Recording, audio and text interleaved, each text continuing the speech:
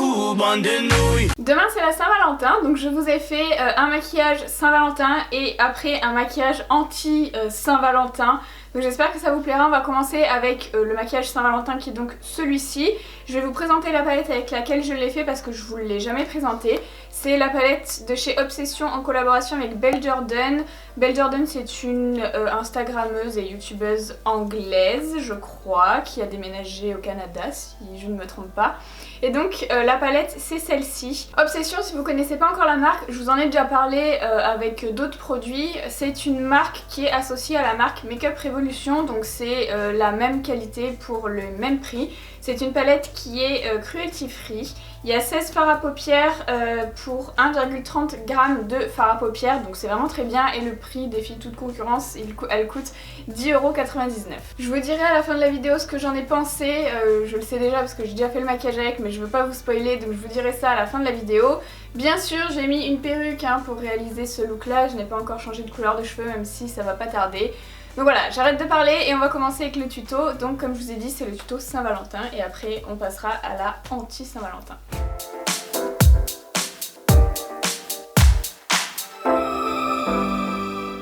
Je vais commencer avec la teinte 1706 que je vais appliquer dans mon pli paupières avec un pinceau Zoeva 231, donc ce sera ma teinte de transition. Et ensuite je vais venir intensifier avec la teinte So Cute et un autre pinceau 231 mais propre cette fois-ci. Et je vais disposer la couleur au même endroit mais un petit peu plus petite pour que ça crée un dégradé entre cette couleur et la précédente. Au besoin, je reprends le pinceau de la couleur précédente sans rajouter de matière dessus et je vais m'en servir pour bien fondre les deux teintes ensemble. Je vais maintenant prendre la teinte 13 pour intensifier de nouveau, donc avec un pinceau de chez Mulac, le Crease Brush, et je vais appliquer encore une fois au même endroit mais un petit peu plus petit cette fois-ci.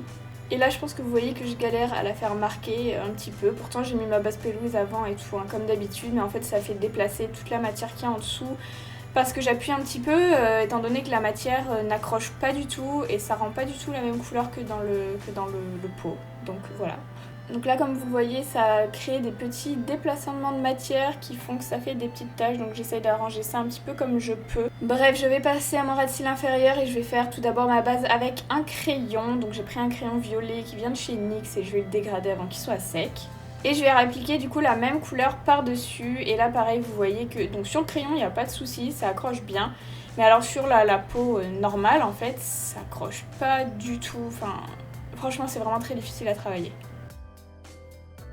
Je vais maintenant prendre la base Pale Wiz Vivid Violette que je vais appliquer avec un pinceau boule dans mon coin interne. Et par-dessus je vais y mettre la teinte Miami, donc j'ai mis la base avant pour que ce soit plus intense. Et du coup je rajoute un petit peu de Glow Baby vraiment dans le coin interne pour que ce soit un petit peu plus lumineux parce que le violet est quand même assez fort.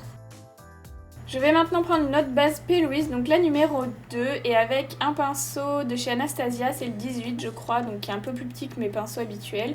Je vais essayer de venir dessiner un petit cœur au niveau de ma paupière mobile. J'avoue que j'ai pas fait les deux yeux pareils parce que je sais pas pourquoi, je sais pas, les deux yeux vous verrez sont pas du tout égaux. En fait, je me suis rendu compte qu'il aurait mieux fallu que je prenne un espèce de petit pinceau liner, enfin un petit peu plus gros quand même que le pinceau liner, mais un pinceau plus fin en tout cas que celui que j'ai pris. Mais j'avais trop la flemme d'en salir un autre, je vous dis la vérité, en fait j'ai tellement la flemme de nettoyer 50 000 pinceaux qu'une fois que j'en ai sali un, tant pis, je finis avec celui-là. Et du coup, une fois que ma teinte est terminée, j'applique la teinte Glow Baby avec un pinceau D240 de chez Cosette, donc par-dessus la forme en cœur. Mais c'est pas fini, je vais pailleter cette petite forme en cœur avec le Glitter and Glow de chez Stila en teinte Monarch qui est vraiment trop beau. Et je vais l'appliquer directement avec l'applicateur en tapotant un petit peu par-dessus le cœur. Je vais en mettre également au niveau de mon highlight, donc j'applique tout d'abord et ensuite avec mon doigt je dégrade vite fait. Faut agir assez vite parce que c'est un produit qui sèche, donc faut vraiment le travailler rapidement.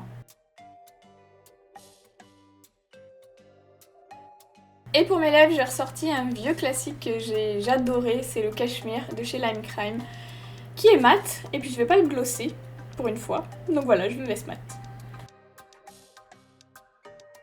Et voilà pour le résultat de ce premier look Saint-Valentin, donc bien sûr vous avez vu, j'ai rajouté des faux cils, et j'ai mis du crayon beige dans la muqueuse, etc.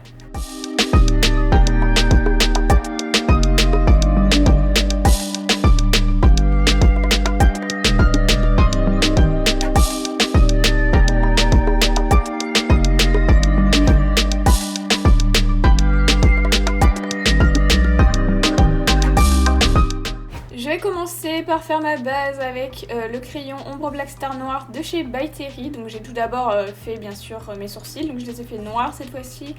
Et j'ai mis ma base P. Louise et puis je vais commencer mes bases au crayon, donc comme vous le voyez à l'écran. Avant que le crayon soit sec, bien sûr, je vais dégrader avec un pinceau boule propre pour pas que ce soit trop net au niveau des formes noires. Et ensuite, je vais m'occuper de mon ras de cils inférieur, donc je fais exactement pareil que ce que j'ai fait sur la paupière mobile, mais du coup sur la totalité du ras de cils inférieur.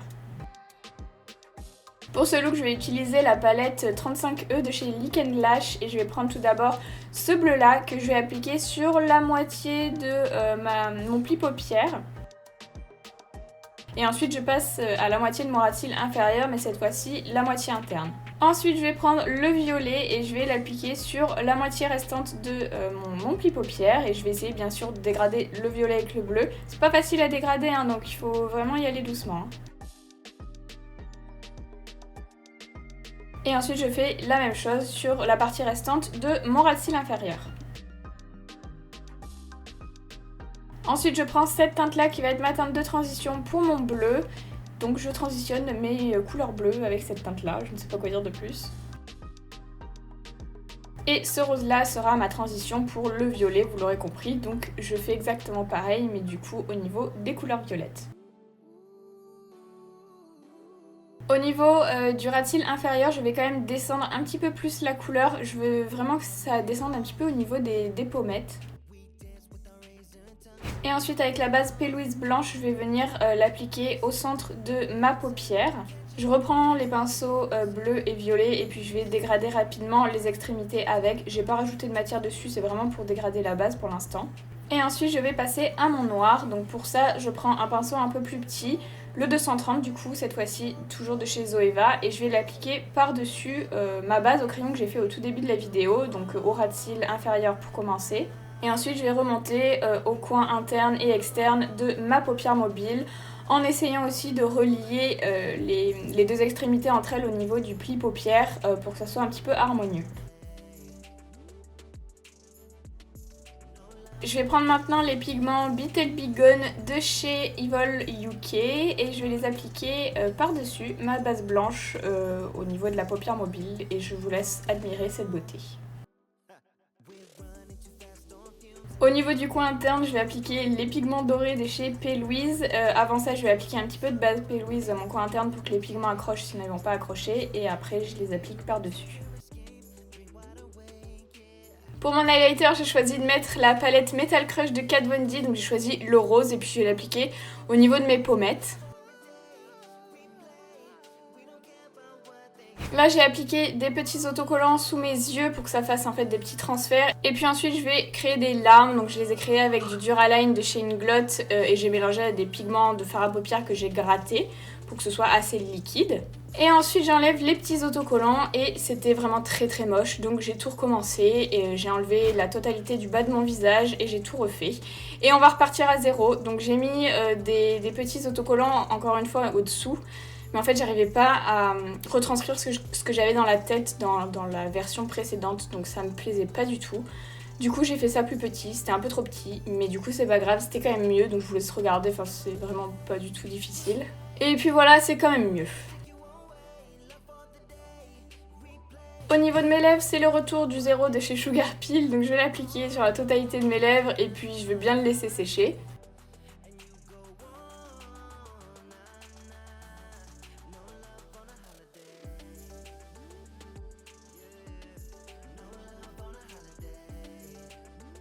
Et je vais appliquer par-dessus le gloss Frozen Cherry de chez Lime Crime, donc uniquement sur la lèvre du bas. Et sur la lèvre du haut, ce sera le Juicy Cherry, comme ça j'ai une lèvre bicolore. Bon alors faut pas pincer trop vos lèvres, sinon ça va un petit peu se mélanger, quoique je l'ai fait et ça s'est pas mélangé des masses, hein, donc...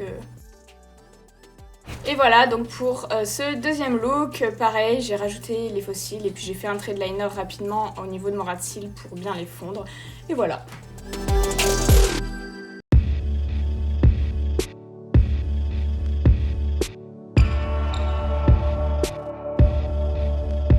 Cette vidéo est terminée, j'espère qu'elle vous a plu. Avant de finir, je vais juste revenir sur la palette que j'ai utilisée pour le premier look, donc la palette Belle Jordan. Je pense, comme vous l'avez vu dans la vidéo, que vous avez compris que c'était des fards qui se travaillaient pas vraiment bien en superposition.